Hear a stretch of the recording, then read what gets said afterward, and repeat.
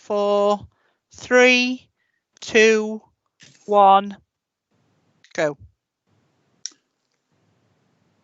Good evening, everyone, to this planning committee meeting. It's a virtual planning committee meeting, which is the first of its kind for us. My name is Councillor Pidwell and I'm chairing this evening's meeting. In a minute, I will introduce everyone who's involved in the meeting. You have members of the public who are very welcome to join us, but you have a distinct advantage over us in that you can see us, but we can't see you. So we haven't got a clue. We're speaking to no one or a couple of thousand people who've just tuned in out of curiosity.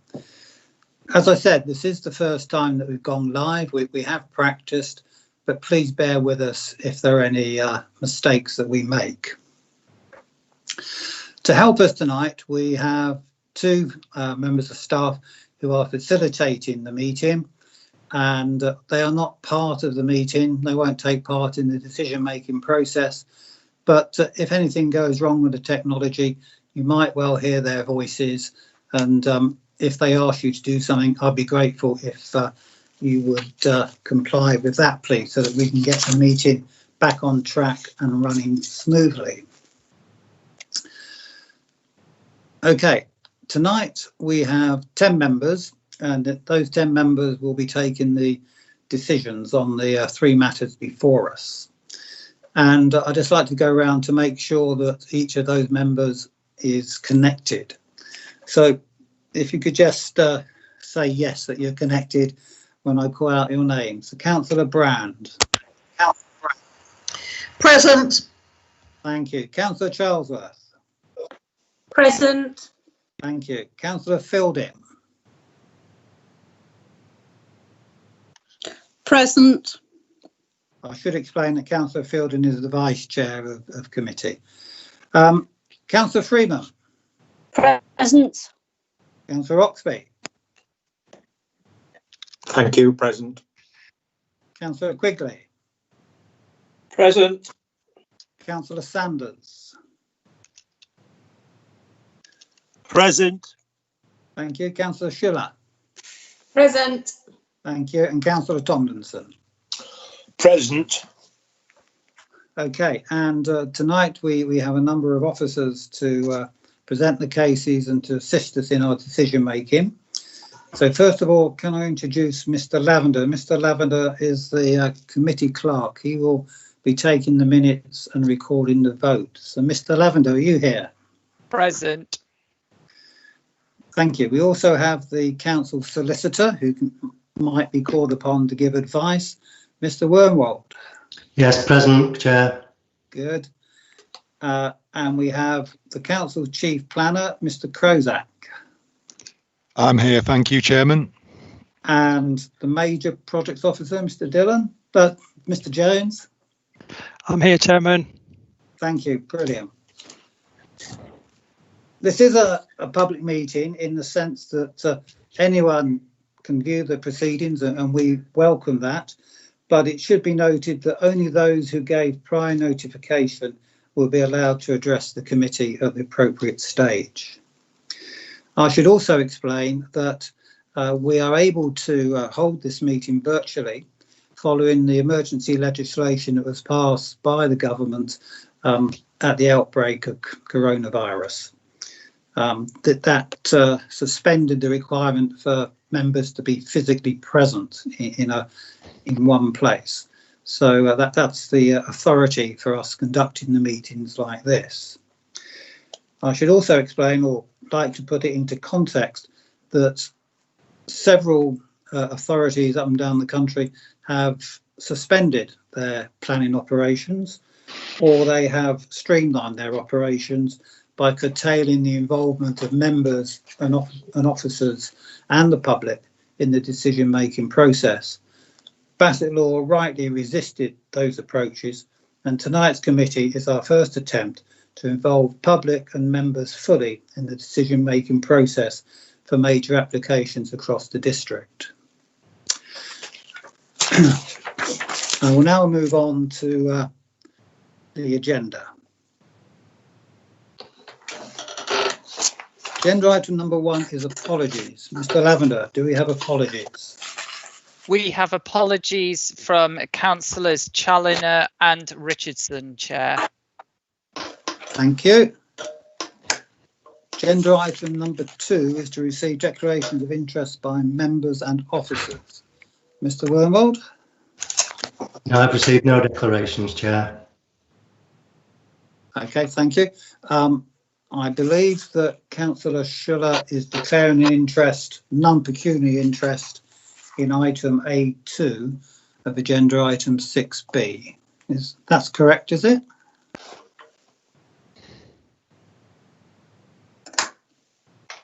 It is. Thank you. And are there any other declarations of interest by people present?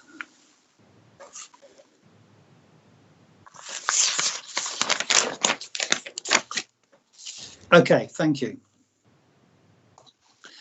Agenda item number 3 is minutes of the meeting held on the 1st of April this year, pages 5 to 10 of your agenda.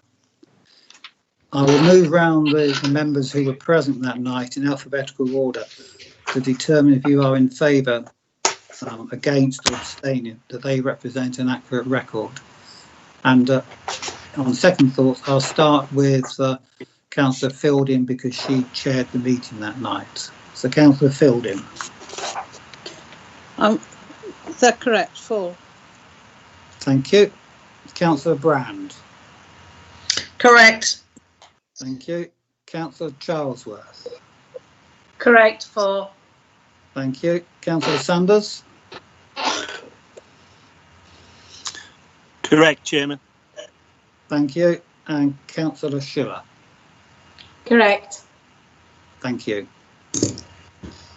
Agenda item number 4 is minutes of the planning consultation group meetings held between the 23rd of March and the 4th of May this year on pages 11 to 34 of the agenda. And for the benefit of the public, the planning consultation group is a kind of subcommittee of this committee, which gives advice to officers on less, smaller applications. These minutes are provided for information. Agenda item number 5 is outstanding. Chairman, Yeah. may a point of accuracy. Much as I would like to have received the OBE, I haven't yet, and I've just noticed that in all the PCG minutes, it's elevated me in stature. So what is your correct stature then? MBE. It's right in everything else, but for some reason in PCG, I've been granted a higher accolade. Well, I'm sure we can all see why, Councillor. Sorry, I can't put my hand up. It's not working now. No, okay. So we will make that material change in due course, I'm sure. So we're now back to the outstanding minutes list, page 35 of the agenda, and these are actions which will be reported on and carried out later on in the year. Thank you. Now we'll come to the various applications before us. Agenda item number 6A is the public interest test. Ms. Beverly Alderton Sambrook, Head of Regeneration, has deemed that all the reports on the agenda are not confidential. The first application tonight is in Shire Oaks, and it's the application to erect 27 dwellings with new access from Shire Oaks Common and associated landscaping work. This in fact is a resubmission of planning application 19/00611 on land south of Wood End Farm, east of Shire Oaks Common and west of the A57 in Shire Oaks at Worksop. And that the relevant report is found on pages 39 to 60. Okay, so I'd like to invite Mr. Crozak, please, to give a summary of the application. So when you're ready, sir. Thank you, Chairman. Just to confirm, are members able to see the slides on the screen at the moment? I certainly can. Thank you. Yes. Yes, Chairman. Thank you. No problem. Yeah, no worries. Yeah, I can see it fine. So the application site is a greenfield site that's roughly triangular in shape, with a northern boundary formed by the edge of the existing development of 74 dwellings at Wood End Farm, the southern boundary of the site being formed by the roundabout junction at Shire Oaks Common, the A57 and Claylands Avenue. The site is fairly well contained by hedgerows along the boundaries, with mature trees also forming the western boundary along Shire Oaks Common. This slide is orientated with north facing to the left, and you can see the ongoing development at Wood End Farm imposed onto the left-hand side of the screen. So this is plans also orientated in the same direction. So the application seeks full planning permission for the erection of 27 dwellings comprising of 7 4-bedroom dwellings, 10 3-bedroom dwellings and 10 3-bedroom bungalows. As you can see on the plan, it's proposed to provide a vehicular access into the site from a new priority T-junction to Shire Oaks Common, with a partial right-hand turn lane being provided. This shows the bungalow house type, so that's a 3-bedroom property. This shows a detached 3-bedroom house. This drawing shows a 4-bedroom detached house. This photograph shows the site looking from the south. So this is taken from the A57 roundabout. And the site is straight ahead of you behind the hedgerow, and you can see the trees referred to on the left-hand side of the image behind the roadside. This is looking from the northern point of the site in a southerly direction. So you can see the hedgerows and trees that bound the site. So this photograph is roughly taken between the Wood End Farm site and the application site that's subject to this proposal. This is another photograph taken from the same position, but looking along the track at the northern end of the site. So the site is on the left-hand side here. And this photograph is looking from Coach Road into the site. The proposed access to the site would be to the right-hand side of the photograph, so further along Shire Oaks Common. So turning to the consultation responses in respect of this application, comments of the statutory consultees are summarised on pages 43 to 46 of the agenda. It should be noted that no objections have been raised in respect of this proposal. Shire Oaks Parish Council and the District Council have raised objections to the development, and these comments are summarised on page 46 of the report. Turning to the issues to be considered, in terms of the principle of development, page 47 of the report sets out that policy CS1 is considered to carry limited weight in the decision-making process, so a decision must be taken as to whether this proposal would constitute sustainable development, having regard to the matters that I will now address. In terms of visual amenity and landscape character, while the application site is currently undeveloped and greenfield, it lies to the east of Shire Oaks Triangle Industrial Estate and directly to the south of the site, which was granted planning permission for the erection of 73 dwellings in June of 2017. The western and northern boundaries of the site currently comprise a relatively dense belt of trees and hedgerows. It's considered that the proposed development would be viewed in the context of the existing residential development at the edge of the village and would relate well to the existing settlement edge and not appear unduly discordant in terms of landscape character. In terms of residential amenity, the siting orientation of the new dwellings would ensure that the development would not have an adverse impact on any neighbouring occupiers in terms of overlooking, loss of privacy or overshadowing. The new dwellings would be provided with rear garden areas that would comply with the minimum sizes set out within the Successful Places SPD and would ensure future residents enjoy a reasonable level of residential amenity. In In terms of highways, it's proposed to provide the vehicular access to the site from a new priority junction onto Shire Oaks Common with a partial right-hand turn lane. The access would be provided approximately centrally within the site frontage. Footways are to be provided on both sides of the access road, with the main access road serving a number of dwellings directly, with additional shared private driveways providing access to the remaining properties. Pages 50 and 51 of the agenda set out that the development would provide a safe and suitable means of access and would not result in a detriment to highway safety. In turning to flooding and drainage, the application site lies within flood zone 1, land that has the lowest probability of flooding, and the applicant has submitted a drainage strategy that demonstrates that the development would not increase flood risk to surrounding land. The lead local flood authority have confirmed that provided the development is carried out in accordance with the submitted strategy, there would be no adverse impact upon flood risk. The ongoing management and maintenance of a sustainable urban drainage system would be secured through conditions in a Section 106 legal agreement.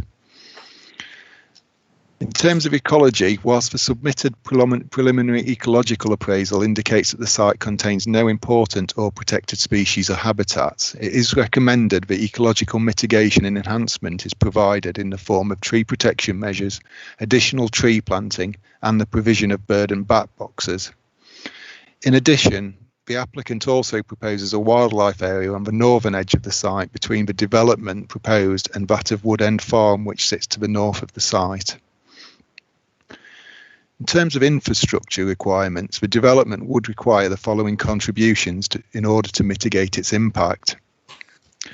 So, provision of 15% on-site affordable housing, a primary school contribution of £101,352, £18,000 toward bus stop improvements, and £10,192 for public open space improvements. The applicant has confirmed their willingness to sign a Section 106 agreement with these requirements. To conclude, having regards to the scale and form of the development, it is considered that the benefits outweigh any identified harm, and accordingly it is recommended that planning permission is granted, subject to conditions outlined within the report, and subject to the applicant signing a 106 agreement as also detailed within the report. Thank you, Chairman. Well, thank you. We'll now move on to pre-submitted questions. For the benefit of members of the public, obviously committee members get the agenda a week or so in advance, and we do encourage members to submit questions, which the lead officer in the case responds to, and I'm going to invite Mr. Crozat, please, to read out a summary of the questions and your response to them. Thank you. Thank you, Chairman. Questions have been received from Councillors Sanders and Schuller in respect of the proposed housing mix, affordable housing provision, off-site highways impact, the neighbourhood plan status, the agricultural land grade, education provision, and the location of existing play space. In response, it's been confirmed that the scheme is broadly in accordance with the mix of housing outlined within the Strategic Housing Market Assessment, which requires up to 20% of market dwellings to be 4-bedroom homes. A scheme of affordable housing will be agreed between the developer and the council as part of the Section 106 agreement, which will ensure the type of affordable housing will meet the needs of the area. The development would not prejudice the delivery of improvements to the adjacent roundabout, and the junction provides adequate visibility. The neighbourhood plan is considered to carry reduced weight in the decision-making process in accordance with paragraph 14 of the NPPF. The developer is required to pay a financial contribution towards improvements to education capacity in accordance with the requirements of Nottinghamshire County Council. And the existing area of open space lies to the west of the site and is a walk along Coach Road and can be accessed then from the southern point along public footpaths. Just for clarification, the questions raised by members and the responses from officers will be published with the minutes of the meeting. Thank you, Chairman. Thank you.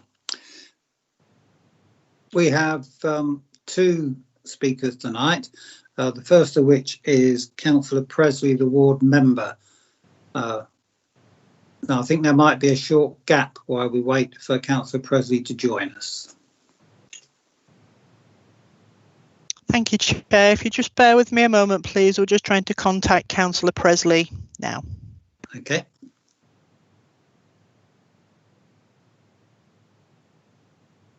Councillor Presley, you're in the meeting. Can you please unmute your microphone? Thank you.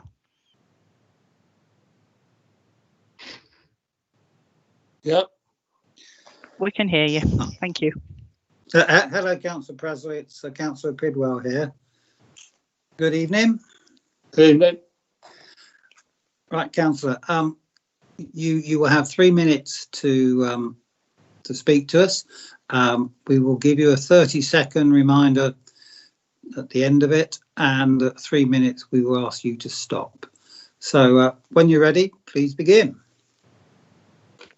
Thank you, Chair and members of the Planning Committee, for letting me speak on this planning application for 27 dwellings at Shire Oaks Common, adjacent to the A57 roundabout. I speak in objection to this application for the following reasons. This application will not in any way be connected to the village of Shire Oaks and would in fact be on land nearly 1 mile from the village itself. The application is adjacent to the A57 bypass roundabout, and traffic from this travels at 60 miles per hour. And when it leaves the bypass to enter Shire Oaks Road, it will conflict with this site entrance and traffic leaving the dwellings on this new development, which Notts County Council Highways agrees with. The site is one of the last green areas on Shire Oaks Common and will add more dwellings to the 200 plus already agreed, with no additional facilities for the village of Shire Oaks. This development will build more houses but will not provide any facilities for the residents of Shire Oaks and will create more parking problems for the school and the railway station. If this application is given permission, it will bring Shire Oaks Village nearly into workshop, with the new development at Gateman Common already given outline permission. The emerging local plan and Shire Oaks adopted plan both oppose this and account that the Planning Committee refused this application. The Parish Council also adopts to this application. Thank you, Chairman. Thank you very much. Mr. Crozat, do you want to make any comments on those reports, please? No further comments on that. Thank you, Chairman. I think most of those issues are addressed within the committee report. Thank you. Okay, thank you.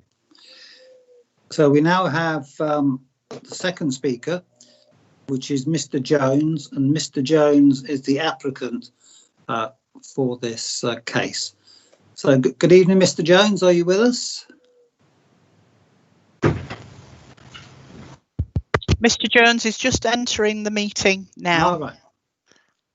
Hello, Mr. Jones. Good evening. I'm Councillor Pidwell, the chair tonight. Welcome to the meeting. The procedure is that you will have 3 minutes to speak, and when you have 30 seconds remaining, we will remind you, and then we'd ask you to stop at 3 minutes. So when you're ready, sir, please begin. I'd like to start by thanking you, Chair, and all the committee members for agreeing to meet, albeit virtually, to consider our current application, the details of which have been fully described in the report and your officer's preamble. Stancliffe Homes is a local house builder, and we currently have 2 sites under construction: Oak Tree Park, immediately adjacent to the application site at Shire Oaks, and a smaller site at Wingerworth near Chesterfield. We recognise that what we do has an impact on the community, and we take that responsibility very seriously. We've engaged with their officers throughout the planning process and responded promptly and positively to any issue they've raised. We've carried out a range of community consultations, and I'm pleased to note there's been no objection to our proposal from any member of the general public. We've made contact with local service providers in Shire Oaks who've all confirmed that they can accommodate any increased demand resulting from the proposed development. The retailers in particular said they would welcome the additional trade both during and post-construction. You will be aware of the level of community infrastructure levy and Section 106 contributions generated by our proposed development to fund improvements to the local school, parks and highways. The local highway authority has carried out an extensive review of our proposals and has concluded that the development will cause no adverse impact on the highway safety. We will be carrying out a number of highway improvements, including the construction of a safe right turn harbourage into the site to reduce the risk of rear shunts and to maintain the free flow of traffic. We will be relocating the current 40-mile-an-hour speed limit beyond the new site entrance, carrying out pedestrian improvements, including the provision of a footpath along the Shire Oaks common frontage and a pedestrian safety island near the junction with Coates Road. This application is not from a national house builder with a large land bank, rather from a local house builder run by my son and me. I therefore wish to simply explain what this application means to Stancliffe Homes, our employees, suppliers and the community we work in. We currently employ 46 people on our Oak Tree Park development in Shire Oaks. The site manager, forklift driver, bricklayer, labourers and window cleaner all live in the village. The plumbing, plastering and decorating contractors, along with the tiler, cleaning contractor and joinery manufacturer are from Worksop. 2 gangs of bricklayers and sales negotiator live in Gateford. 2 joiners in Retford, and our electrical contractor is based in Carton and Lindry. All of these people have a keen interest in the outcome of this application. 30 seconds, Chair. Because it matters to them as much as it matters to us, for it will provide them with continued employment through the extraordinary social and economic period that lies ahead. For these important reasons, we need your help and support, and I respectfully request that you approve this application. And if you choose to do so, I can give you an undertaking that we will build out all 27 new homes as promised. Thank you, Chair. Thank you very much. Now, again, for the benefit of the members of the public, we now move on to ask questions from members, and there will be 3 rounds. I'll go around each member 3 times. First 2 times to ask questions, and then on the 3rd time, if a member chooses to make a summary or an observation generally on the application. So, Councillor Brand, do you have any questions, please? Yes, I do, Chair. Thank you very much.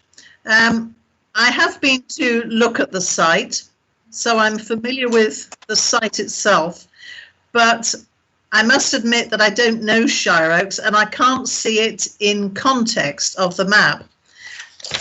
Can you see this map of Shire Oaks? Just about, yes. Yeah, which I took from the neighbourhood plan. Can somebody tell me where on this map the site is so that I can see it in the context? I think you need to lift the map up a bit to help John answer. It might be better if I pull up the site, the plan again, and see. So the A57 is where the cursor is now. Yeah. Are you able to see that on your screen, Councillor Brown? Yes, I can. The main settlement of Shire Oaks is over here to the west of the site. Okay. Yeah. So the station is further just off to the left of the screen. And then Shire Oaks Common comes around and down onto the A57. Okay. So the area that's outlined in orange, the 4-sided shape above that, that is the site that's also currently being developed. Is that correct? That is correct, yes. Okay, thank you. I don't have any other questions. Thank you very much for putting that in context. Thank you. Thank you. Councillor Charlesworth, do you have any questions? I don't have any questions, Chair. Thank you. Thank you. Councillor Fielding, do you have any questions?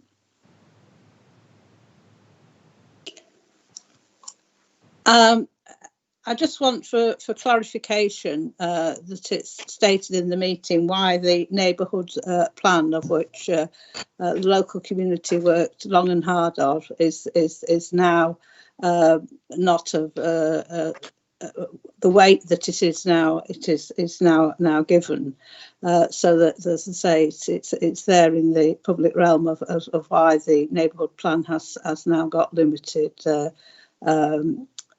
weight. And also that explanation as to the fact that Shire Oaks as a village is included in Worksop's allocation of housing, because I don't think that is widely understood either. Mr. Crozat. So in terms of the neighbourhood plan question initially, because we are applying the presumption in favour of sustainable development as prescribed by 11D of the NPPF, paragraph 14 goes on to state, in situations where the presumption applies to applications involving the provision of housing, the adverse impact of allowing development that conflicts with a neighbourhood plan is likely to significantly and demonstrably outweigh the benefits, provided all the following apply. And that is A, the neighbourhood plan became part of a development plan 2 years or less before the date on which the decision was made. B, the neighbourhood plan contains policies and allocations to meet its identified housing requirement. And then there are two other criteria, which includes the local authority having at least a 3-year supply of housing and a housing delivery of at least 45% of that required over the previous 3 years. So obviously, because the neighbourhood plan hasn't been made 2 years or less before the date of this decision, and there are no policies or allocation to meet the housing requirement, the presumption in favour of sustainable development still applies in the determination of this application. Turning to the question regarding why Shire Oaks is considered to be part of Worksop, that was a decision made as part of the local development framework process, and when that was adopted prior to 2011. So both Shire Oaks and Rhodesia form part of the main settlement of Worksop, and are identified as requiring growth in accordance with Worksop. So obviously moving forward, the local plan will take a very different form to the local development framework, and there will be specific allocations within that plan, and then a cap on the increase of development, housing developments within villages. So going forward, it will look very different, but at the moment, that plan holds very limited weight in the decision-making process. Thank you, Chairman. Thank you. Did you want to come back, Councillor Fielding? No, thank you for that. Thank you. Councillor Freeman, do you have any questions? Yes, I have a couple actually. Page 46. Page 40, Shire Oaks Parish Council. This is over 90% of residents who completed the questionnaire didn't want any further development in the village. And also, you know, the road that going off the bypass into Shire Oaks is very narrow, and it's a one-way road. So, is the highways going to do anything about that? And also, the site is outside the village envelope.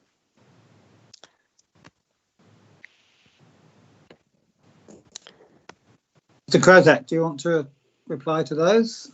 The Highway Authority haven't raised any concerns regarding the development subject to conditions. So those conditions would be a road safety audit to ensure that the that the access doesn't need any further amendments and would be 100% safe and wouldn't result in any detriment to highway safety. The speed limit at the moment going past the site is a national speed limit, so the Highway Authority are requesting that the 40 mile an hour or the speed restriction be moved towards the A57 just to slow traffic that will be passing the site. And the junction has been assessed as having sufficient visibility for safe egress from the site. In terms of the development lying outside the development boundary, yes, it is outside the development boundary as defined by the local development framework. However, the report does go into detail to explain why we can't apply that development boundary rigidly anymore. So unfortunately, I'd be very reluctant to try and pin a refusal on the fact that it lies outside the development boundary. Sorry, there was another element to your question that I don't think I've answered there, Councillor Freeman.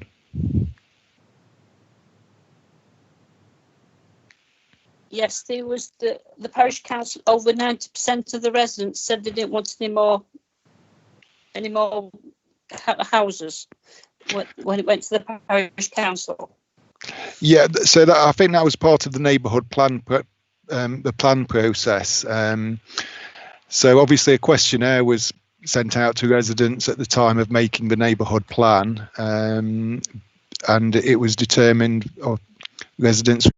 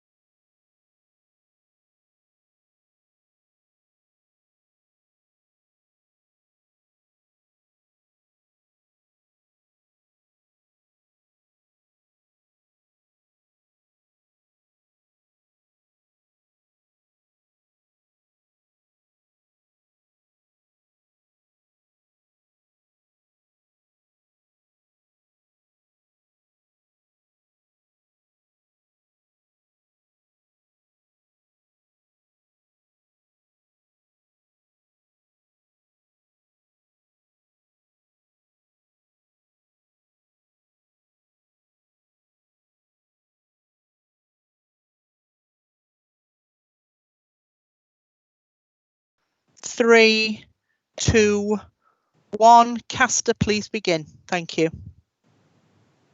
Okay, welcome back, everyone. Apologise for the interruption, which lasted, I think, 15 minutes. You may have seen on your screen that the delay was caused by the chair taking legal advice.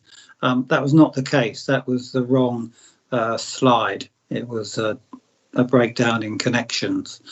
Now, if I remember correctly, we were inviting Councillor Oxby to ask questions on this application. So back to you, Councillor Oxby. Thank you, Chairman, very much.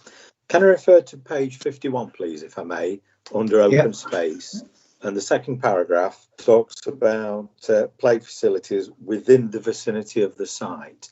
Can that, please, John, be narrowed down at all? Or are we talking about the existing play area in the village being enhanced? Thank you. Thank you, Councillor Oxby. It is the existing play area in the village to be enhanced. So that play area is off York Place.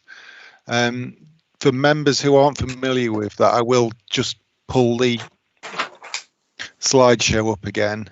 So York Place, this is the play area here. If you can see to the westernmost point of the screen where the cursor is.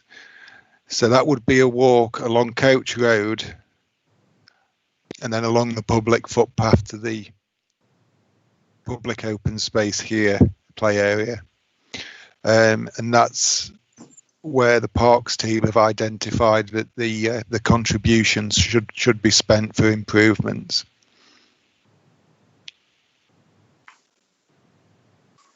Thank you for that, John, very much. It's Thank you. Not particularly within, sorry, thank you, John, for that. It's not within particular close proximity, though, to the new site, is it? In my opinion, Chairman. But thank you for that, I'm happy. Okay, do you have any other questions at the minute? No, thank you, Chairman, No. very much. Thank you. Councillor Quigley, do you have any questions? No, Chairman, no questions. Thank you. Councillor Sanders, do you have any questions? Thanks, Chair. Yes, I do. With particular interest in the site access. Am I right in understanding that the site access is halfway down the proposed development, John, and not across from the junction that already exists that used to go onto the old pit site? So I'll bring this up for you, Councillor Sanders, just to show you precisely where the site access is. So this is what you can see, the site access where the cursor is currently. So that's where the proposed site access would be positioned. And where the cursor is now, that is Coach Road. So Coach Road looks, so this is the track that extends down the back of the site. So yeah, approximately halfway along the site frontage is proposed to install the access. Councillor Sanders, do you want to come back? Yeah, thanks, Chair. If I may, John, is the old track part of this site, or is it part of the other side that's under development now? Because I would have thought it would have been more prudent to use that. I believe there's already a turning in there, to improve that turning, rather than developing a brand new entrance, which is actually closer to the roundabout. So, you know, is there any way that we could have a look at changing that access to the one across from Coach Road? Well, the applicants proposed this site access. This has been assessed by the Highway Authority. It does provide suitable visibility and provides a safe access and egress from the site. But I'm not aware of the other site access being explored as a potential access to this site. It is providing a buffer between the site, and the applicant is proposing to make that into a wildlife area. So there will be ecological enhancements within that, and it would provide a buffer zone between the two housing developments. So what we are considering that the site access proposed does form a suitable means of access. So we haven't sought any amendments from the applicant in that respect, Councillor Sanders. Okay, Councillor Sanders, is that okay? Yes, thank you, Chair. Thank you. Thank you. Councillor Shiver, do you have any questions? Yes, please. I just to say, I do applaud the wildlife site, and but it talks about the existing hedgeways, and I'm just wondering, are we looking to make a recommendation to maintain the existing hedgeways?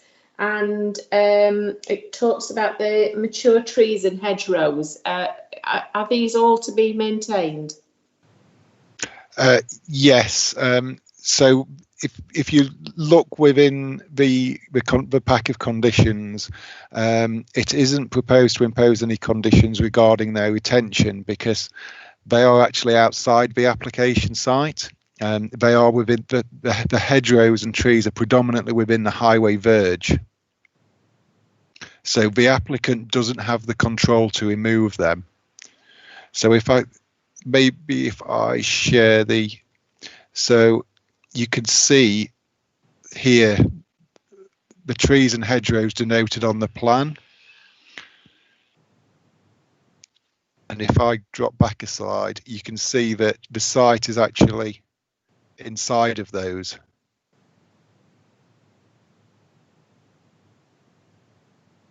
That's great. Thank you for that. Thank you. Okay, Councillor Shiver, any other questions at this stage? Just one other way. In terms of sustainability, do we have a plan to have cycle routes, etc., to and from? I do note that you've talked about pathways linking the village and being able to access facilities in the village via the pathways. But do we have any plans for any cycleways? Not as part of this development. The Highway Authority have required the developer to link into existing pathways. Obviously, to install a cycleway all the way into Shire Oaks or to other settlements surrounding the site would be extremely expensive, and we wouldn't be able to demonstrate that would be necessary to make this development acceptable, having regard to the scale of this development. But moving forward, it's certainly something that we need to be encouraging, and as part of the future local plan, it's certainly something that we'll be taking forward on the major major site allocations within the plan. Okay, thank you. Thank you. Councillor Tomlinson, do you have any questions? No questions, Mr. Chairman, but I remember when we visited site, there was concern about the highways issues of the road junctions. And in my employment, I went a few times to that road where some major accidents had taken place. Maybe, I don't know whether just reducing the speed limit and whatever will actually alleviate this hazardous pull out, I think. But that's all really I've got to say, Mr. Chairman. Thank you. Thank you. So we will go around again to see if there are any further questions. Sorry, Mr. Krezak, did you want to respond to Councillor Tomlinson? Obviously, Councillor Tomlinson was just making an observation there, so there's no further response on that one. Thank you. Okay, so Councillor Brand, do you have any further questions? No further questions, thank you. Thank you. Councillor Charlesworth. No further questions, thank you. Thank you. Councillor Fielding. No further questions. Thank you. Councillor Freeman. No further questions. Thank you. Councillor Oxby. No, thank you, Chairman. Councillor Quigley. Thank you, Chairman. Well, not so much a question as an observation. The County Council have clearly got no objections on highway grounds, so that is a difficult one to defend. And also the mistake that the village have made, and a lot of villages have made when they've done the neighbourhood plan, is not to actually choose and make site allocations, and that makes a lot of these neighbourhood plans rather weak at this stage. Thank you. Councillor Sanders, any further questions? Yes, Chair, if I may. On page 55, and I think it's condition number 3, it talks about no dwelling shall be occupied until such time as a stage 2 road safety audit has been carried out. Forgive me, John, because I think I've already asked you, I may have already asked you this question, but do we have any timescale or know when this safety audit will be completed? It would be prior to the occupation of any dwelling on the site. So obviously the developer is in their interest to do that sooner rather than later, because they would not be able to occupy any dwelling until that has been undertaken to the satisfaction of the Highway Authority. If I may, Chair, can I sorry, just for clarification, John, is it the applicant's duty to do that audit? It is, yes. Yeah, thank you. Yeah, the onus is on the developer. Thank you. Councillor Schiller, do you have any further questions? No further questions, thank you. Thank you. And I don't think Councillor Tomlinson does. No further, thank you. Okay, so I'll go around one final time for people who want to make an observation or any further comment on the application. You don't have to, but if you wish to, there's your opportunity. Councillor Brand. Nothing further to add, thank you, Chair. Councillor Charlesworth. Nothing further to add, thanks, Chair. Thank you. Councillor Fielding.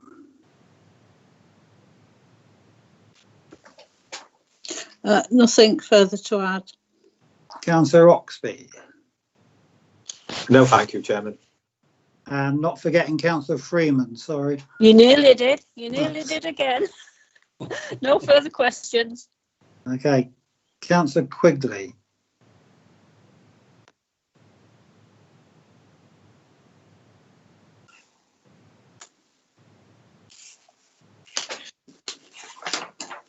We lost Councillor Quigley. I'm here. No further questions or comments. Thank you. Councillor Sanders, any comments? Just an observation, Chair, and again, it's not supposed in particular with this development, but just from the report, just noting that the cumulative effect of the development in and around the area is having a significant impact on the A57, and that particular junction's been highlighted. But just to give some evidence is that they've already put traffic lights on the roundabout that's at the other end of that particular stretch, so that's already been done. So the sooner they do the roundabout at the gate, at the Shire Oaks Common end, the better. Thank you. And Councillor Schiller. Thank you. The only other observation I would draw upon is the lack of places in the local schools and the lack of from what we can see, a plan as to how that would be addressed. But obviously, county have a plan. It's just not shared. Thank you. Okay, thank you. And Councillor, well, I don't know if Mr. Crozat can help us with the plan or not on primary places. I can't obviously share the precise strategy with you, because obviously that's for the county council to manage. Obviously the county council are the responsible authority, and they have to ensure that all children can receive a school place, and they assess development having regard to the existing capacity and the projected school places that the development would generate, and they seek contributions as necessary to ensure that they can increase capacity as and when the capacity is required. So I think it would be a discussion to be had directly with the county council for precise details of their strategy for the area. Thank you. And Councillor Tomlinson. Nothing further to add. Thank you, Chairman.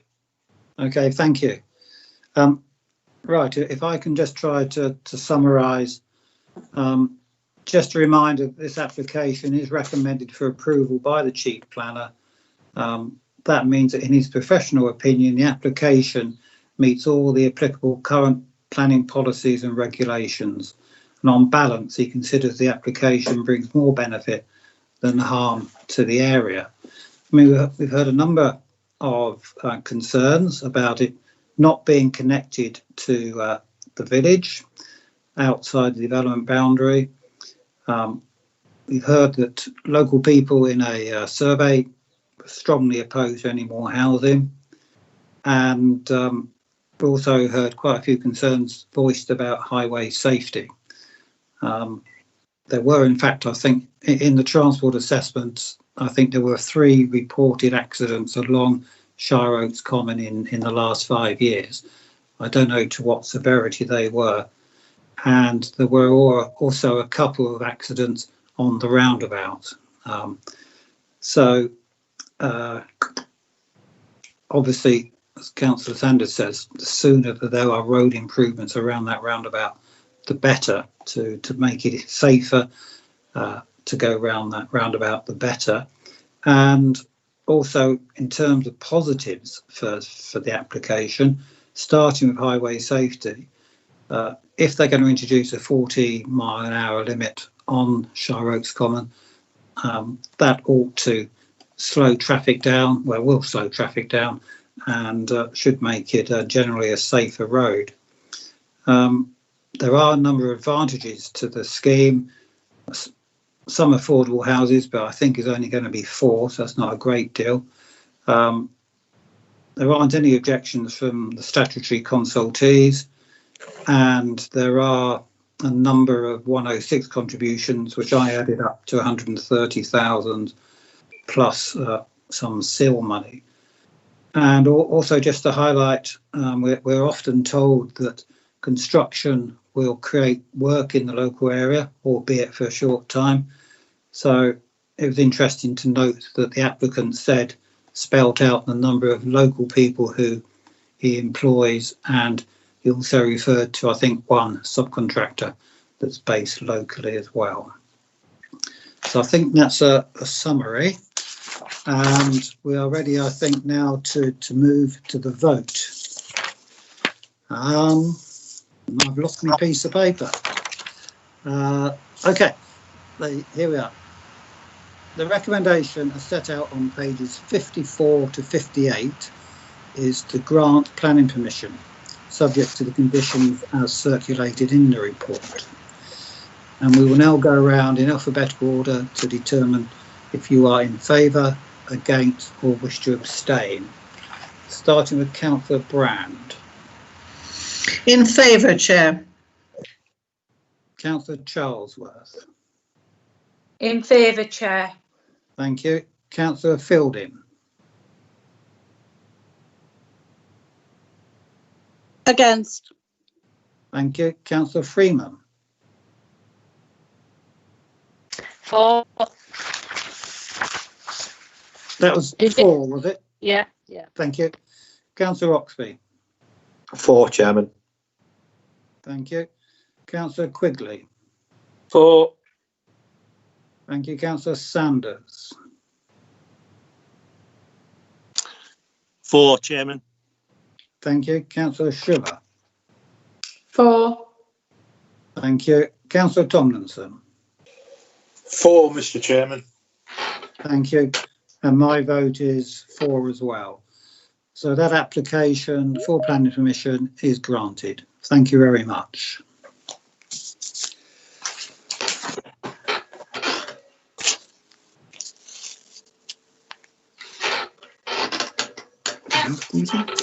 We now move on to the second matter on the agenda tonight, and this is an application for a proposed residential development for 102 dwellings on land off Beverley Road, Harworth.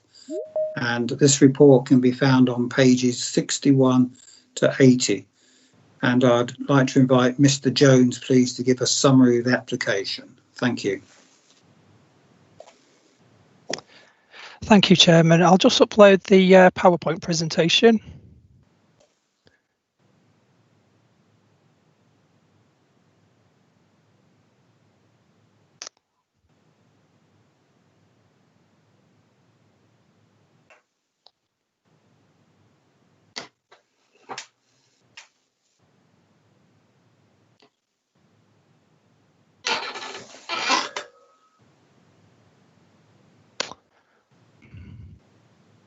Sorry, Chairman, I'm just having a technical problem with the PowerPoint.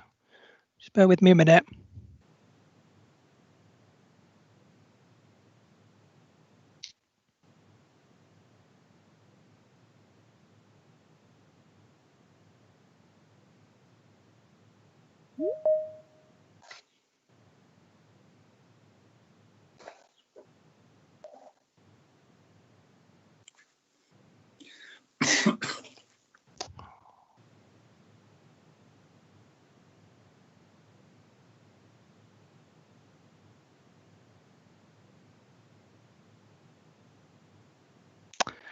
Unfortunately, I'm having problems with getting the PowerPoint to load onto the screen at the moment. I do apologise. Does Mr. Kozak have a copy?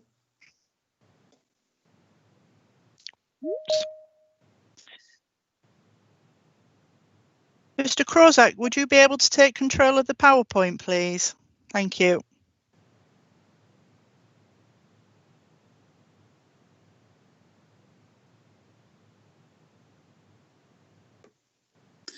Well, we can now see the PowerPoint. Thank you very much. Over to you then. Right, okay. This is a full planning application for the erection of 102 dwellings on land off Beverley Road in Harworth. This slide shows the site in red with Beverley Road on the northern part of the site.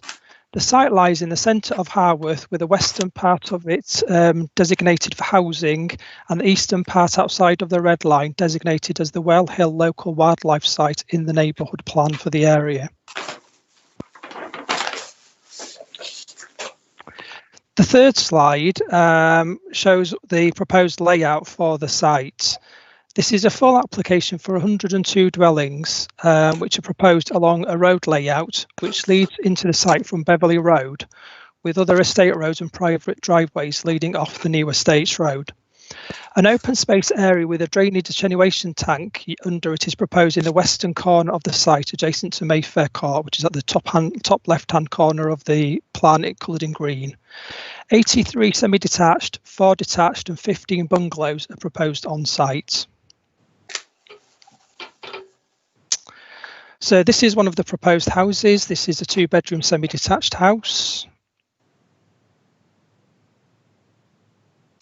This is another style of house proposed, and this is a 2-bedroom semi-detached house as well, different style.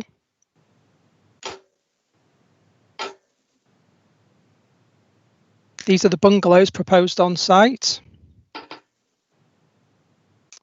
Right, moving on to the pictures then. This is a view looking north up to Beverley Road, which will provide access onto the site. So Beverley Road is in the distance there, and that road leads down to the site, and then it turns into a path which runs through the application site. This is a view looking north up Hilltop Court, with the site in the distance behind the trees. This is a view looking east towards the nature reserve. This is the view looking west past the last house on Beverley Road towards the application site. The site is on the left there, behind the trees. And this picture is a view looking northeast towards Festival Avenue and York Road.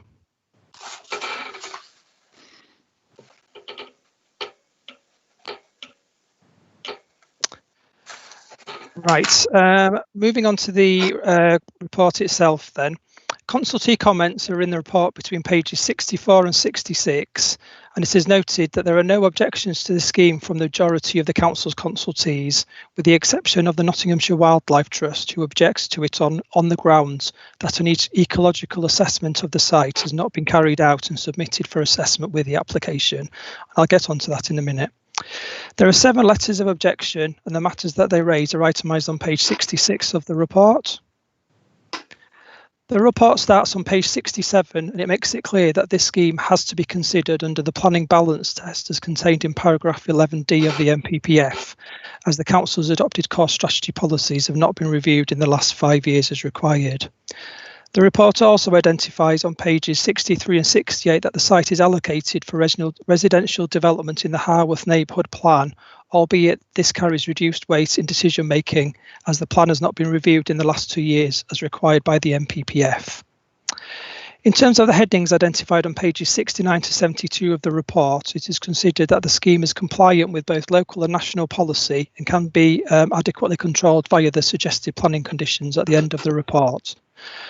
Going back to ecology, the land which is the subject of the nature reserve designation has been the subject of much human intrusion over a number of years, and it is also surrounded by existing residential development, and due to this it is considered that the impact of this scheme on the land can be controlled via planning conditions rather than requiring an upfront ecology report as suggested by the Wildlife Trust. Therefore the application is progressed on that basis. It must also be remembered that the applicant has also agreed to a management plan for the wildlife site as part of the Section 106 agreement for this application, which will see a positive benefit for the wildlife site as part of the scheme.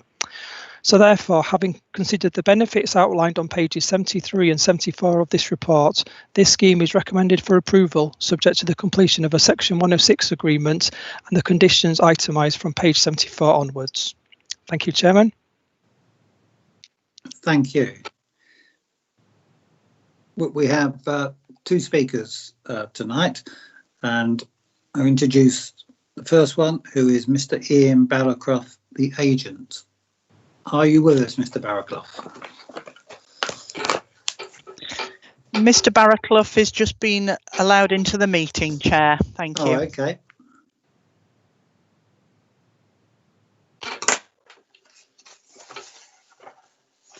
Mr. Barraclough, are you present in the meeting?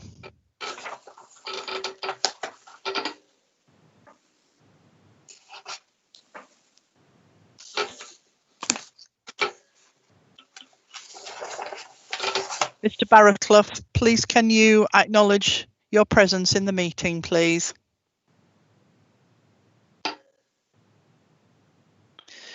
Your microphone is currently on mute, Mr. Barraclough. If you could unmute your microphone, please. Yeah. Right, can you both see me, hear me now? We can hear you. Yeah. Yes, thank you. Hello, Mr. Barraclough. I'm Councillor Pidwell. I'm the chair of the committee tonight. Yes. Can you hear me? Yes, I can hear you. What you will have 3 minutes to speak to the committee. Yes. And we will remind you when the 30 seconds. Can you hear me now? Yeah, we can hear you. Yeah, we can't see you, but we can hear you. I'm muted now. Can you hear me now? Yes, well, we can hear you loud and clear. We can't see you though. Now can you see me now? Yeah, we can see you now in Right, full glory, okay. sir. So, Right, okay. Did you hear that you have 3 minutes to make your speech? So, when you're ready, sir, go ahead. Right. Well, thank you for the opportunity to, put our sort of case forward for this meeting. I'm not actually, I'm the agent, the architect for the developer, which is the Ground Group. Can you hear me not now? Yeah, we can hear you. Mr. Barraclough, there's a lot of background noise. Do you have a radio or television on in the background? It would be useful to turn that off if you have, please. Just a minute. Can you hear me now? Yes. We can hear you. Thank you. Okay, so we will restart the 3 minutes. So when you're ready, sir, go ahead. Okay. Yeah, as I say, thanks very much for letting us give this opportunity to speak on behalf of the developer, the Ground Group. Right, I'll try it again. Just a moment.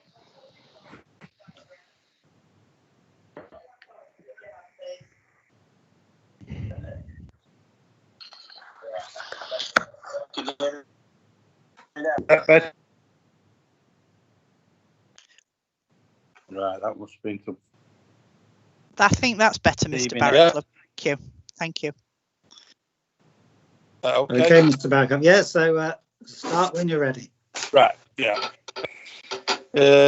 This is part of a bigger scheme, which the developer has developed the first phase of this development, which was sort of about 35 dwellings, which are sold to an housing association. So all those properties have gone for affordable housing.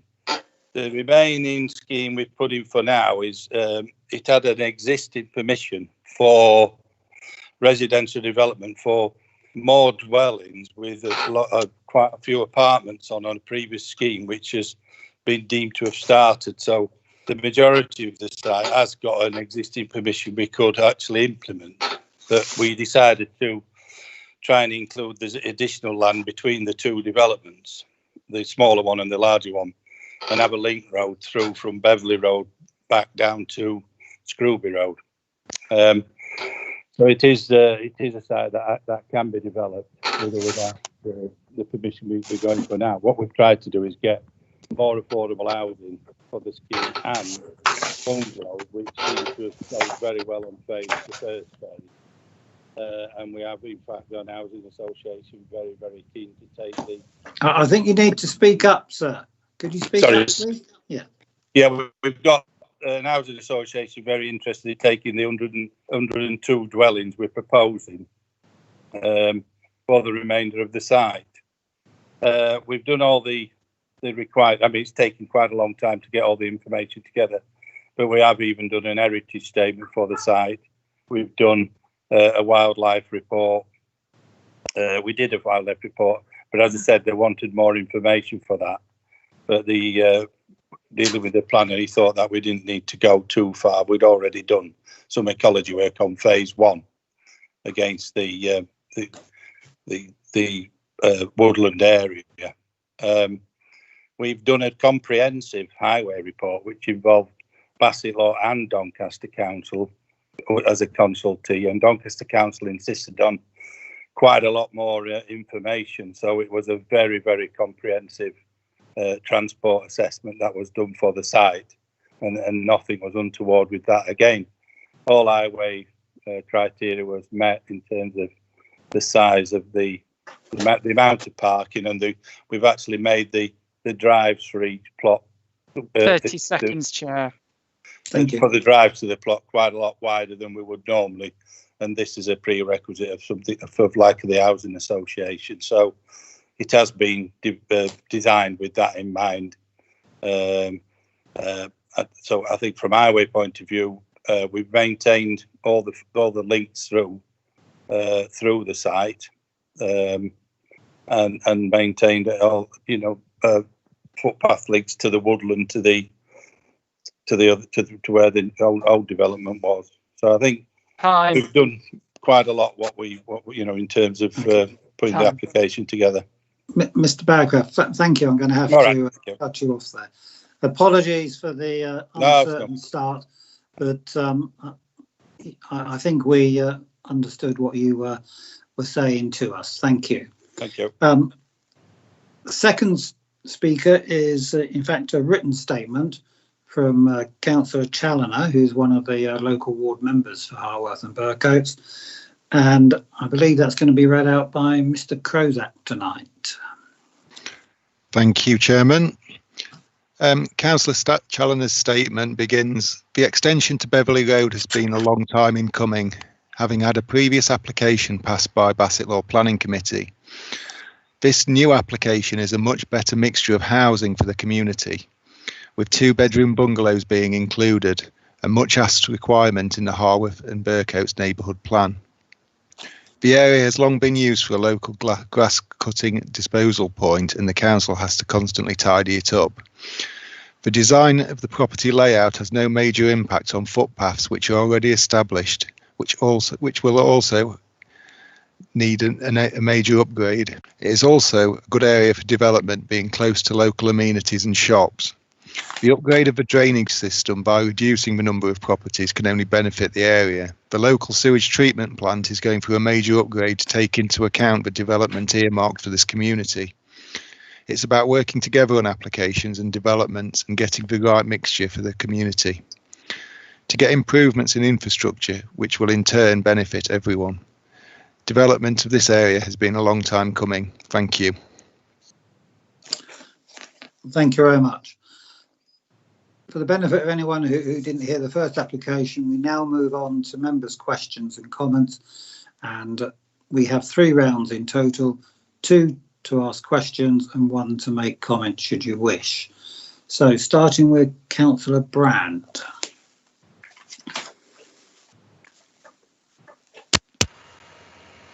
Thank you, Chair.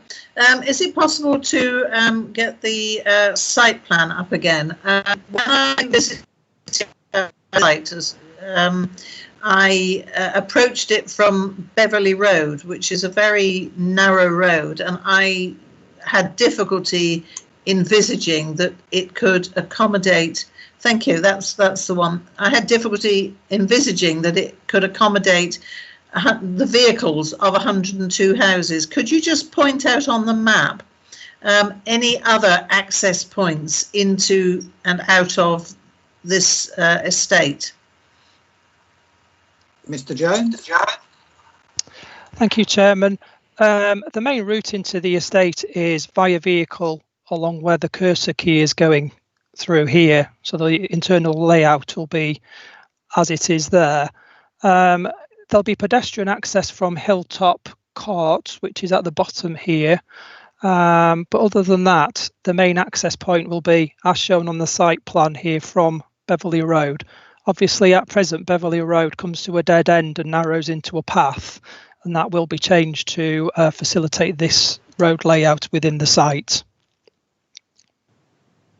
Councillor Brown. Okay, so yeah, well, just to be absolutely clear, so the only way in and out of this site for 102 houses will be Beverley Road. Is that correct?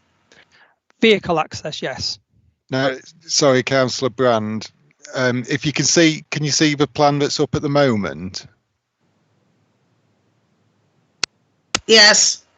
So looking on Google Maps, this doesn't show the new development. So there's been a development here known as Well Hill Drive, I believe. So that was effectively what Mr. Barraclough was referring to as phase 1.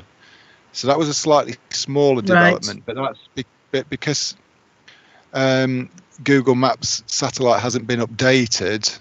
That's not showing on there. So this element of the scheme has been added effectively to the previously approved site area to form a link through onto Well Hill Drive, which is here, and you can see that labelled as phase 1. So there are 2 routes into the site vehicular.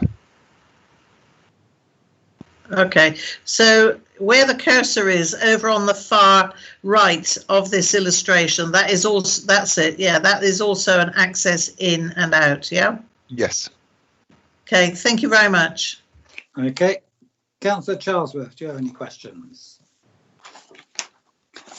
No questions, Chair. Thank you very much. Councillor Fielding. No, I've no questions, thank you. Thank you. Councillor Freeman. No questions. Okay, Councillor Oxby. Thank you, Chairman. Can I refer you, please, if I may, to page 71 under ecology? And in the text, there's an acknowledgement that the presence of a protected species should be established, or otherwise, before planning permission is granted. In the introduction, Dylan, Mr. Jones told us that this can be mitigated because of the amount of human intrusion over the years, if I heard correctly. Can we just clarify what that means, please? I certainly didn't understand that. Thank you. Mr. Jones.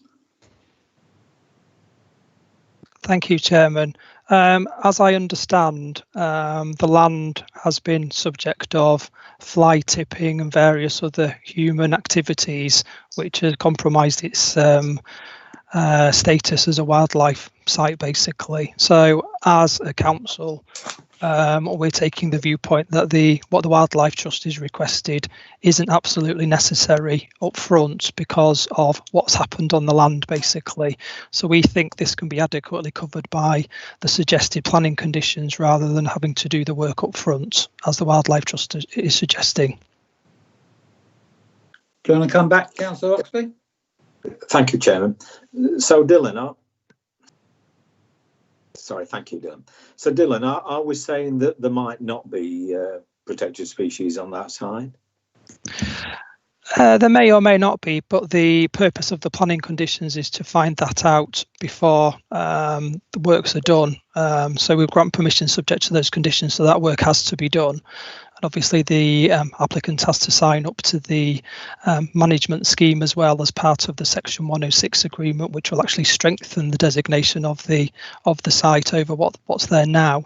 So we do think it's a positive the way it's been done rather than a negative, basically. Thank you, Chairman. Thank you, Dylan.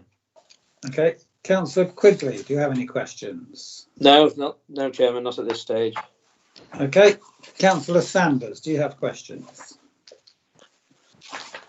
No, thank you, Chair. Thank you. Councillor Sugar, do you have any questions? Yes, please. Yeah. Returning back to the ecological assessment, I'm struggling to see that we can put that in as a condition to look for any protected wildlife after we've granted planning permission, when it clearly does state, as Councillor Oxby has outlined, that we should look for any protected species, etc., prior to commencing planning and providing an application grant. Mr. Jones, do you want to reply?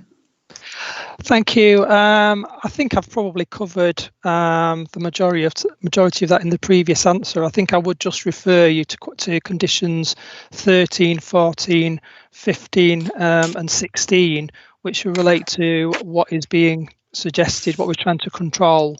So we're going to look at the hydrological links of the site. Obviously the wildlife site is linked to the wider network, and that condition is aimed there to see how it's going to work and how the development's going to impact on that hydrology and also what lives there. Number 14, that's about a management plan to make sure that the scheme is not harmful to anything that lives there. And then 15, I think, is the main one, scheme for enhancements of ecological mitigation and biodiversity enhancements. Obviously, a review of what's on site will have to be done to find out what's there to be able to identify what the mitigation and the enhancements will be. So obviously they can't suggest something if that particular piece of wildlife doesn't live there. So obviously they will have to do the reports at that particular time. I think we're satisfied that that meets our requirements under the prevailing legislation. Thank you. As may be, that may meet the requirements under the prevailing legislation, but we can't go backwards once we've found something on site. It's not something that we should provide a report following granting planning permission. And for myself, I'm struggling to see why we're discussing this when we haven't got those reports in front of us, so that we can't make an informed decision with the ecological reports in front of us. It's okay to say, let's grant planning permission and then let's provide ecological reports and mitigate for those species if we find them. And as in regards to fly tipping, I do agree entirely. It is an area that is really, really well placed for development, and it is. And I applaud the fact that we're looking at affordable housing and we're looking at housing to meet the local community. I am just very, very concerned that we are waiving the need for an ecological report. Mr. Jones? I don't have any additional comments to make on that, Chairman. I think that's Councillor Schuller's opinion, and that'll come across in whether she goes with a recommendation or not. Thank you. Okay, thank you. Councillor Schuller, do you have any follow-ups at this stage? Thank you. Councillor Tomlinson.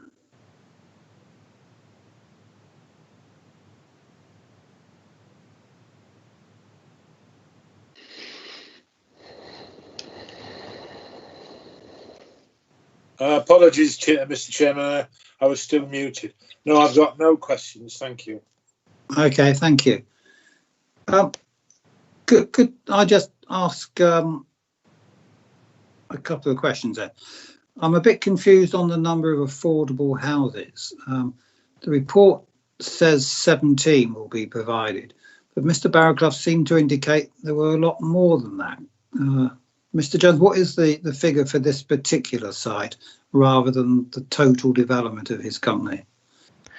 It's 15%. So we as a local authority can only ask for 15% of the site to be affordable through a Section 106 agreement. Obviously, should the developer decide it's 100% affordable or a higher percentage, he can do that, but not through the planning system. That's his personal choice. So we can only guarantee 15%. So a minimum of 15%? No, yes, minimum, yeah. Thank you. And the second question is about this ecology assessment. I noticed in the 4 conditions that you referred to, all that work had to be done prior to development.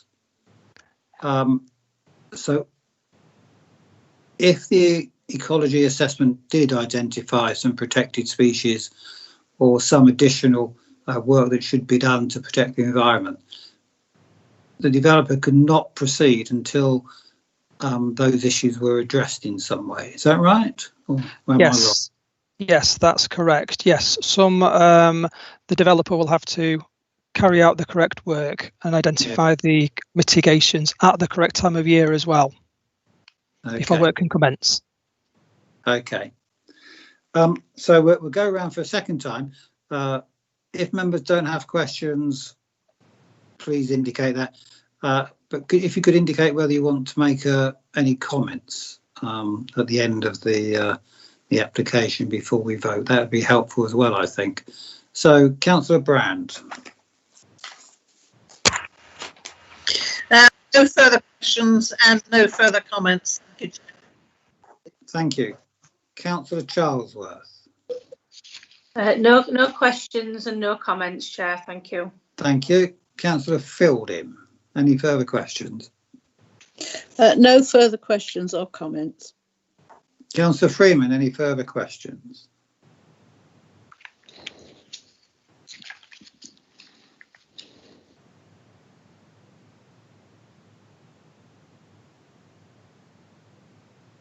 No further questions.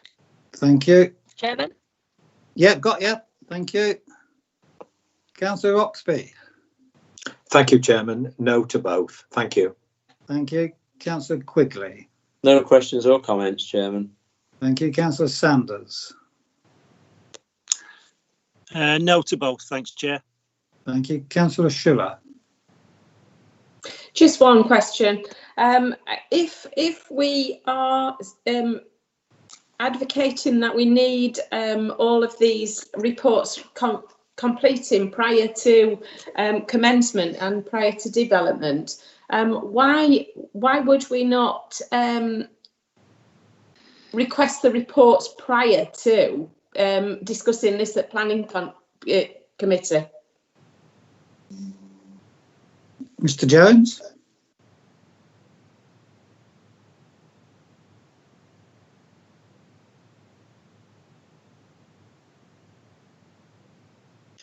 Please, can you unmute yourself, Mr. Jones? Thank you. Sorry. Can I just pass that one on to Mr. Krozik, if that's okay to respond to? Thank you. Usually, we would obviously request for surveys up front. The applicant has provided an ecological appraisal of the site that's identified certain areas and basically divided the site up into character areas. The concerns of the Wildlife Trust are that a full survey hasn't been undertaken. So the ecological consultant of the applicant doesn't feel that there is any real potential for protected species. So here we've had regard to that ecological report, and whilst the surveys haven't been undertaken to the Wildlife Trust's satisfaction, we feel that the potential for protected species on the site is very limited. So in this instance, imposing conditions would be the most appropriate way to deal with any potential protected species and deal with the mitigation. But the Nottinghamshire Wildlife Trust, on page 66, it states that the submitted ecological report does not meet current guidelines. Yeah, I'm not disputing that. They have submitted an ecological report. We have today received a objection from a local resident who tells us there are barn owls, etc., on that site, and I believe that barn owls are not protected, but we haven't even assessed whether we have got them there. But if they had been assessed as being there, we would be looking we would look for mitigation measures.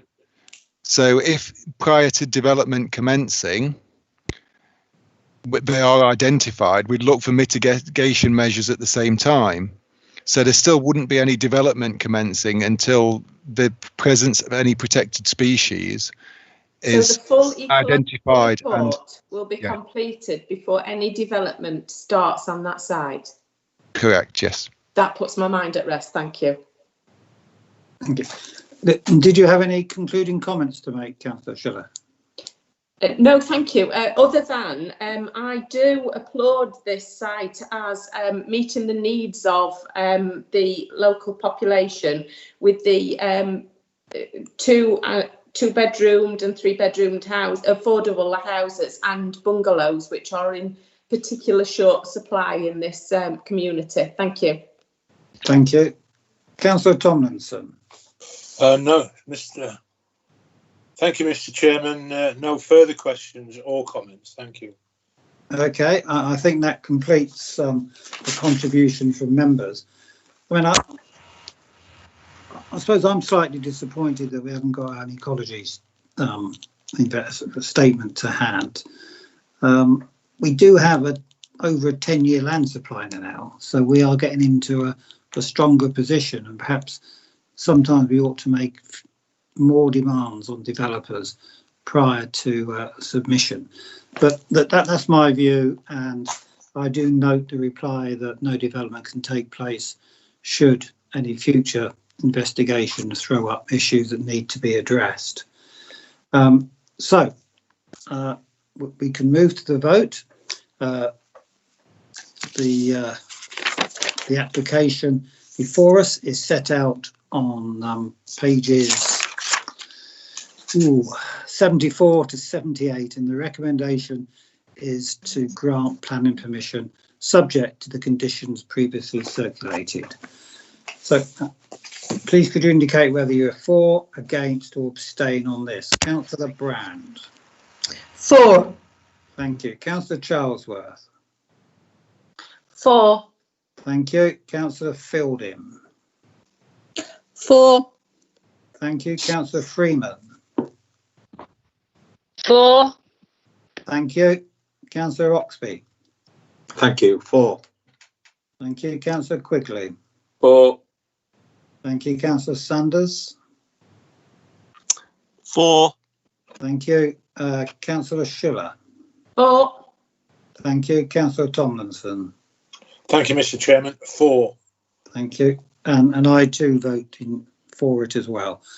So the application is granted. Thank you very much.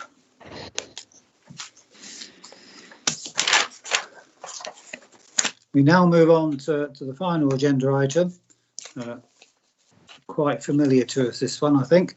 The agenda item 6C is the proposed confirmation of an Article 4(1) direction for workshop central area houses in multiple occupation. And this report can be found on pages 81 to 92.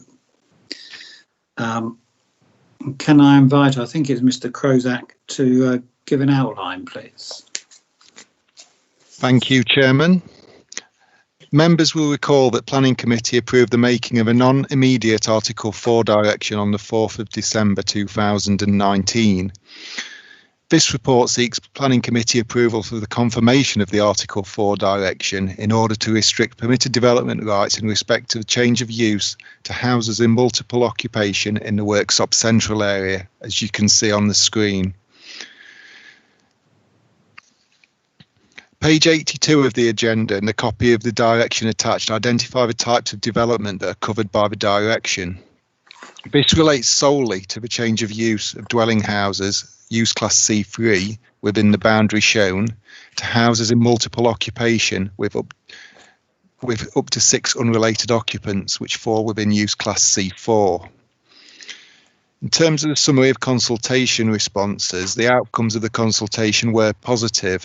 2 responses were received in response to the consultation, and these are set out on page 84 of the agenda. So in terms of the reasons for seeking confirmation of the Article 4 direction, the Worksop Central area is relatively small but highly accessible catchment and can provide affordable accommodation for those moving to Worksop to work in the town. To date, at least 48 properties have already been converted to HMOs in the area and are therefore no longer available as family accommodation. The ongoing unmanaged growth of HMOs and the loss of larger dwellings can also adversely affect the ability of Worksop, of the Worksop Conservation Area, the Worksop Town Centre and the Worksop Central Regeneration Area to fulfil their role and functions. Further, the impact of clusters of HMOs may also have a negative impact on the amenity of existing non-HMO properties as a result of their location and over-concentration.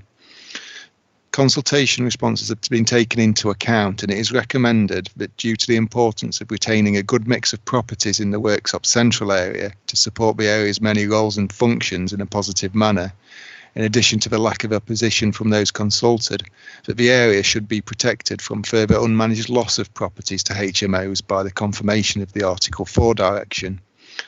To conclude, it is recommended that committee approve the confirmation of the Worksop Central area houses in multiple occupation Article 4 direction and confer delegated authority to the head of regeneration to implement its confirmation.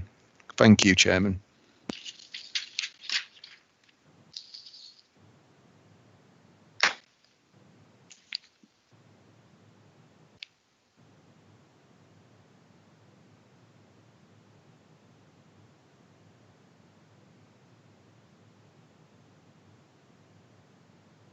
Sorry, I forgot to unmute. My apologies. Were there any pre-committee questions submitted, John? On this item, Chairman, no. Okay, thank you.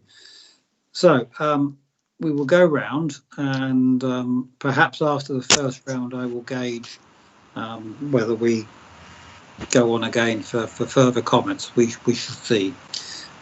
Councillor Brand, do you have any questions? Yeah, thanks, Chair. I think the Planning Committee have looked at this before and discussed including various roads, and there was going to be some consultation with Worksop councillors. I can't see anything in the report to that effect. Unless I've missed it. So has that happened, and what were the responses from councillors? Thank you, Mr. Crozat. Yes, there was a briefing session held for workshop members just to clarify the rationale behind the area that's identified as part of this Article 4 this Article 4 direction. So just for your information, Councillor Brand, the boundary has been chosen on an evidential basis. So the boundary aligns with the central area regeneration area boundary and includes the town centre as well. So an Article 4 direction, we need to base that on something. So at the moment, it's the central area boundary within the forthcoming local plan. We can increase the boundary in the future, but we would need evidence to do so. So, for example, if there was a high concentration of HMOs on a certain street or on a certain area of streets, and that was causing an evidential issue, we would then be able to increase the Article 4 area in conjunction with yourselves. Do you want to come back, Councillor Brown? Do you want to come back? No, thank you for that explanation. Thank you. Thank you. Councillor Charlesworth. Hi, yeah, I had same concerns as Councillor Brand. I did message you earlier, John, but he did clarify. I wanted to add some of the switch. I wanted to ask whether some of the streets around it could have been asked, but he did reply to me. So I've got no further comments or questions. Thank you. Councillor Fielding, do you have any comments? I fully accept where the boundary is at the present, but I'm confident that should the evidence become apparent that further streets needed to be added, that they would look at that as well. But welcome where we have got the boundary at the present time, and the fact that it will be kept under review. Thank you. Councillor Freeman, do you have any comments or questions? No comments. Thank you. Councillor Oxby, any comments? Thank you, Chairman. No comments and no further questions. Thank you. Okay. Councillor Quigley. No comments, no questions. Thank you. Councillor Sanders. Yeah, thanks, Chair. I can confirm that the brief for workshop members did take place, which was a really good gathering and explained a lot of issues that were raised. Just to reassure members, the streets that were highlighted at the last committee meeting that happened before lockdown in and around the station has been explained. If there is evidence that there are a cluster of HMOs taking place in that area, then evidence will dictate that they'll come back with an Article 4 for those areas. So thanks very much, Chair. Nothing further to add. Thank you. Thank you. Councillor Schiller. No questions. The only comment I would add, it's great to see that the consultation with the workshop members has taken place, because I think it's really important. Thank you. Thank you. Councillor Tomlinson. No questions. Thank you, Mr. Chairman. No comments. Thank you. Thank you. I did get the sense from that round that people have had their say, but I will just pause in case anyone wants to come back.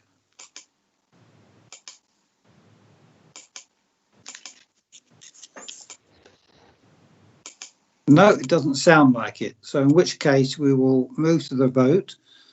The recommendation as set out on pages 86 and 87 is to approve the Article 4 direction as outlined in option 1. Again, I will go around and invite people to vote for, against or abstain. So Councillor Brand. For. Thank you. Councillor Charlesworth. For. Thank you. Councillor Fielding. For.